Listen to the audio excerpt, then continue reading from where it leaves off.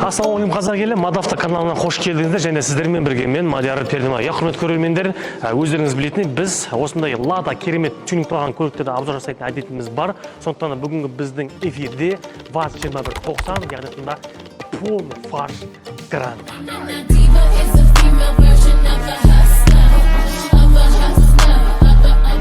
Ал жалпы достар, енді көп адамдардан естіп жатырмыз. Мәкең мэр салып айтыр, Ладан ұмыт кетті, қойып кетті, там көңіл бөлмей қойды. Жоқ, құрметті көрермендер, просто уақыт болмай кетті. Атак негізі Ладан сатқан жоқ, біз жүрегіміз Лада деп соғады. Әлі күнге дейін Вестамызда, Нивамызда бар, сатылып кеткен жоқ, уайымдамаңыздар.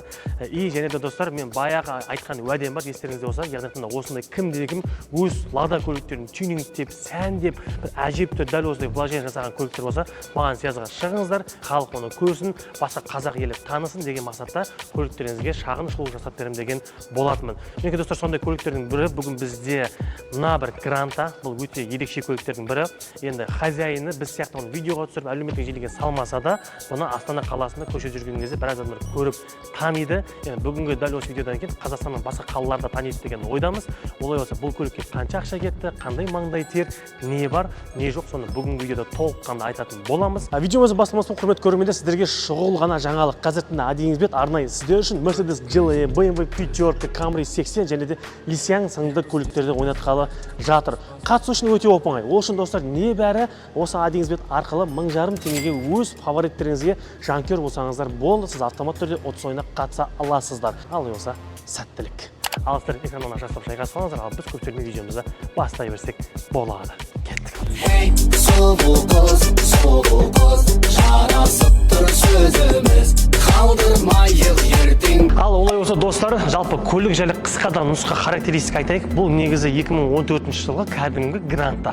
Обычный спорт емес, обычный Гранта, 16 клапанды мотор орналасқан, как обычно 5 ступка коробкасымен, коробкасы артқа қарай кететін, жаңа тросовый коробка, тағы не айтамыз. Вот сток қой, заводтан суда алды да, и мынаның барлығын дәл қазіргі хозяйыны өзі қолдан жинады. Енді бұл көлікті жинау үшін достар, қателеспесем, бізде 2-2,5 почти 3 жылдай уақыт кетті. Негізі менде бұрында өзіміздің Мадавта дүкеніміз бар кезде жарты запчастарын бізден алып салды да, енді бізден кейін магазин сатып кеткеннен кейін қалған запчастарын әйтеуір басқа жақтан Россиядан заказ беріп, үйтіп әйтеуір бітірді. Енді қазіргі таңда көлік толыққанды аяқталды деп жатыр. Хозяйыны проект біттім дейді. Енді не бар, не жоғын сіздерге таныстырғалы отырмын. Олай болса, алдыңғы жаққа келетін болсақ, отырып асықпай айтайын. Құрметті көрермендер, көздің жауын алып тұрған, әрине бұл бізде фара. Темая қараңдар, ангельский глазы, күндізгі ДХО ғой. И сондай дәл сол жерде бізде бір билет орналасқан, как положено, дальний ближний жатады. Ал бұл фара бізде комплект бағасы шамамен 150 000 теңгеге алған. Енді қазір қымбаттап кетпесе әрине. И сондай-ақ көздің жауын алып тұрған, әрине бізде ABS бампер. Бұл бампер енді X-Smooth, алды, арты және порогтары комплект жүреді. Бұның бағасы шамамен 150 000 теңге. Ресейден заказ бересіздер, немесе Қазақстанда кейбір дүкендерде бар, кейбіреулерінде жоқ, енді білмеймін, айтпай қояйын. Сондай-ақ Туманка 3 линзалы, бұның да достар шамамен бағасы бізде 20-25 000 теңге тұрады. И одан кейін бізде спорт деген шілікті көріп, спортты ойлап қалмаңыздар. Енді көлікке сәндеп отқаннан кейін кішкене бұл жақта выхлоп бар, анау бар, мынау бар, 16 клапан болған кейін сәл машинаны здойғы көрсету үшін спорт шілдеген жақсырып қойған. И сондай капоттағы бізде муховойка. Енді хозяин әркімнің өз вкусы бар. Біреулер салам дейді, біреулер салмайын дейді. Енді негізі бұны как витровик ретінде комплект салған.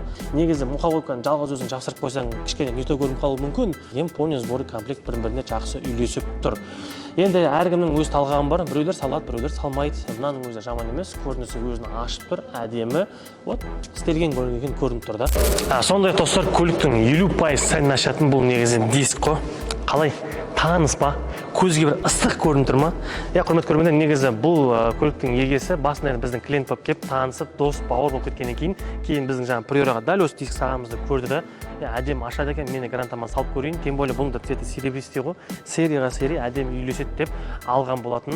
Сөйтті де дәл осы дискті өзіне де салып алды. Тоже размер достар, тоже менікіндей 195-45-17-лік дискті 400 000 алған, резинасын 100-ге алған. В общем, мына дөңгелекке, 4 дөңгелекке бізде 500 000 теңге қаражат кетіпті.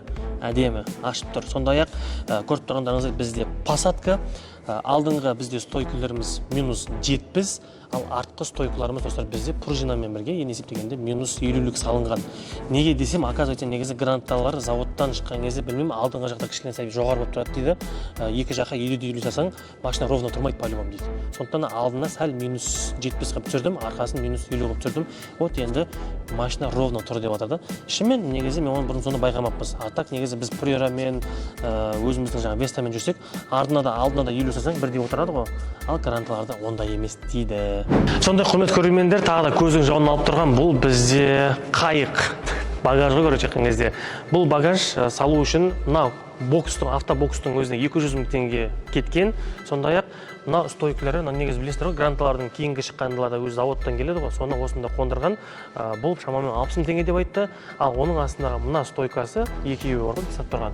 Ол шамамен 40 000 теңге тұрады. О, мына автобоксқа стойкаларымен, мына бокстың өзімен 300 000 теңге кетті, прикинь. Темама. Енді багажында дөй буфер жатса, заттар қайда саласың? Әрине осы багажға саласың. Өз пайдасын тигізеді. Біреулер енді пайда үшін алса, біреулер әшейін сән үшін де салып отқандар бар.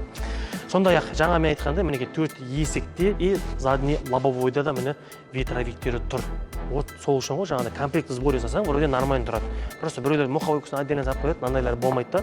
Бірде ашады, біреуін ашпайды. Мына жерде енді көлік тюнингтелгеннен кейін енді әдемі тұр деп ойлаймын. Өзіне керемет жарасып тұр. Тем более достар, байқап тұрғаныңыздай, көлік бізде антихром стильде.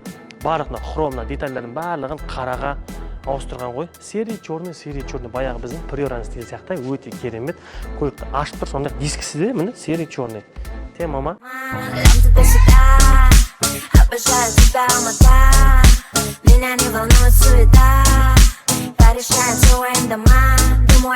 Сондай құрметті достар, бізде арқасына да кесек келді. Арқасына да енді вид жатыр енді. X-Smoke бампер. Негізі бұрын сонда дефлектор болған, дефлектордан кейін алып тастадым дейді. Вот бампермен қатар сондай достар тағы айтуға еспен шығып кетіпті. Негізі спойлерлерде комплектте жүреді. X-Smoke Abyss десеңіздер, сіздерге алдыңғы артқы бампер, екі шетіндегі порогы и спойлері бірге жүру керек. Вот шамамен бағасы сондай 150 000, 200 000 шамасына тұрады. Тастакспен бірге сол 200 000 кетеді, грубо говоря. Келесіздер, енді ол сразу боялып келмейді, өздеріңіздің цветтеріңізге өздеріңіз бояп аласыздар. Вот мінекей за Abyss 200 000 теңге деп есептей беріңіздер. Сондай-ақ фарлары бізде сток емес, диодный, Приора сияқты точка диодный классика стилде. Андай бір анау AMG емес та, классика диодный. Бұл фарлар шамамен сіздерге айтайын, 30 000 теңге тұрады, комплект 30-35 000 теңге. Осы фарыны чочо басқа білмеймін. Осы фарыны кезінде менің дүкенімнен алған. Өте керемет, кезінде сатқанбыз. Сол кезде мен өзім 35-ке берген болатынмын. Ең керемет жері достар, бұл бізде выхлоп. Айбый! Мен қазір оталдырып негізі дауысын көруге болады, бірақ мына жерде паркинг болғаннан өте қатты жаңғырады. Көрейік. Давай газ бер. Бұл достар негізі, демеңіздер, бұл обычный күнделікті өмірде жүрген кезде дәл осы дауысы сәл тише жүреді да. Одан кейін бір жерге барып қышты керек болса, внимание өзіңе аудару керек болса, онда мына пульттің көмегімен выхлопты ашамыз и газды басамыз. Чего там ба? Еще достар, мына жақтан негізі бізде попкорн прошитый. Яғни мұнда 3000 оборотқа шығарсақ атады ғой. Ал осындай жұмысқа достар бізде 300 000 теңге қаражат жұмсалыныпты. Бұл жақта енді полный бізде трасса стингер және де екіге бөлінген раздвоенный выхлоп. Ең кереметі жаңа екі режимде таққанымыз бұл дроссельный вакуумный заслонка деп айтады. Яғни айтқанда пульт арқылы екі режимде ауыстырып отыра білсеңіздер болады. Ал достар, дауыс естіп болған болсаңыздар, енді салонға көшейік. Салонда да біраз еңбек тер дүние жатыр енді.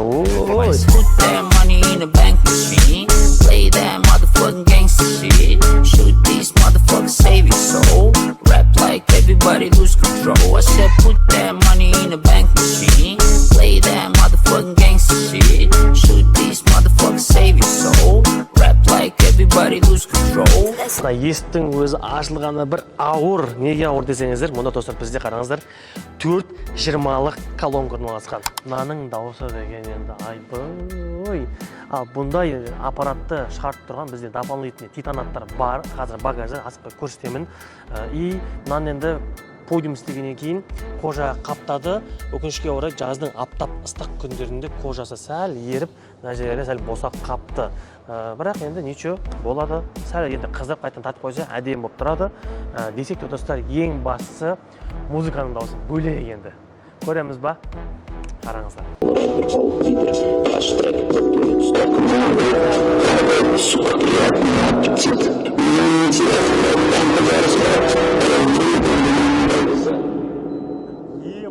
Жаңғырықты көрдіңдер ма?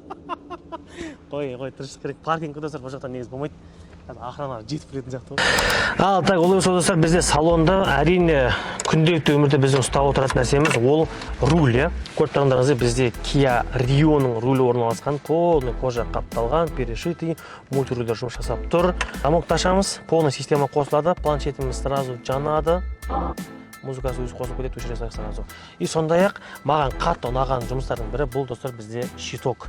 Кезінде мен осыны приораға салғым келіп еді. Қараш тема ғой, бір 55-тің стиліндегі екі кружочкта, әдемі көк, ақ, бір современный да, әйтпесе лалалықтың білесіздер ғой, барлығы либо жасыл болады, қазіргі новыйлардың барлығы однотонный оранжевый, біртүрлі да.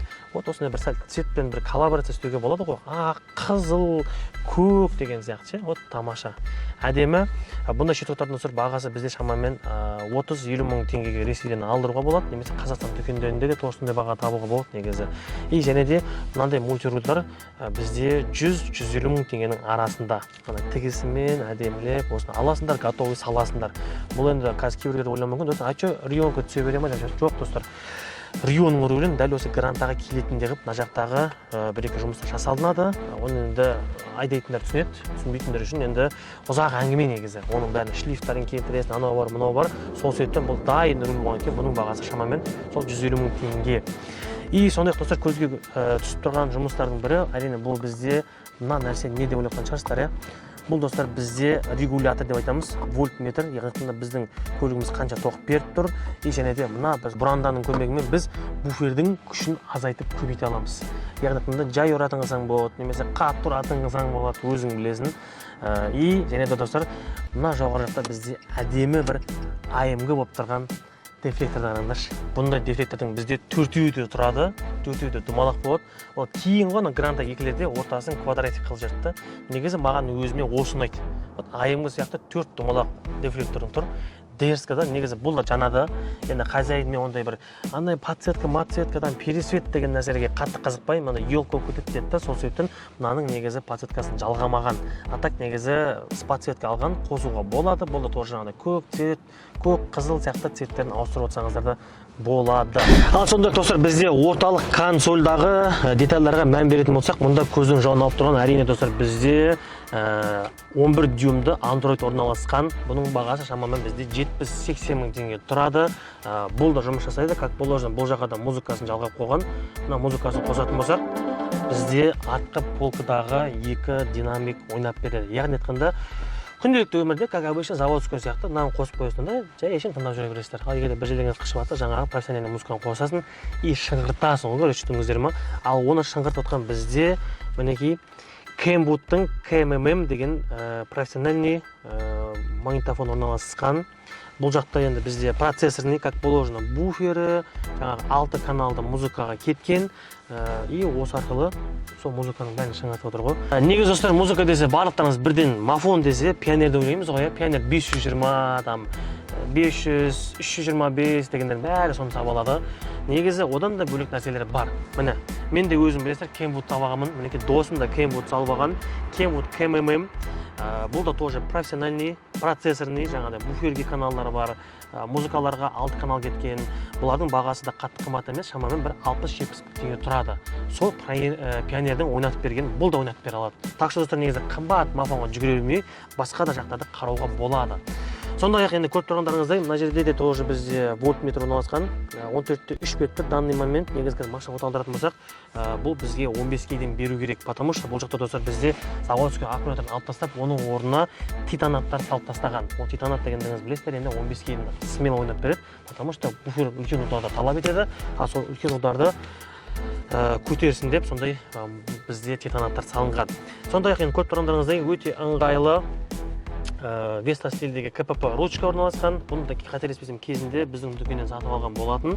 Бұлар енді 15 мың, 20 мың теңге тұрады. Өте ыңғайлы, керемет, тамаша. Ана өзінің заводской осы гранталар бірде, Веста Приора бірлерде, кішкентай болды, білесіздер ма?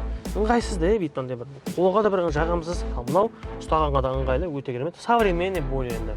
Көрінгенге де көрінісі тамаша. Осындай Веста стилдегі грантаға арналған КПП ручкаларды салып алған. Және де достар, бізде мұнда көріп тұрғандарыңыздай печканың блок регулировкасы да ауысқан. Полный блок ауысқан. Только пересет қана емес, барлығын диодныйға ауыстырған. Мынау крючоклармен бірге ішіндегі системасының барлығы ауысқан. Бұлардың негізі шамамен бағасы 25-30 мың теңге тұрады. Кезінде тоже мен дүкеннен сатып алған. Өте керемет, как положено, завод сияқты жұмыс істеп береді. Просто енді тюнинг дегеннен кейін салонның барлығын көк цветке үйлестірген. Енді дизайнды байқап тұрсыздар. Мынауында тоже көк цветті регулировкамен алған.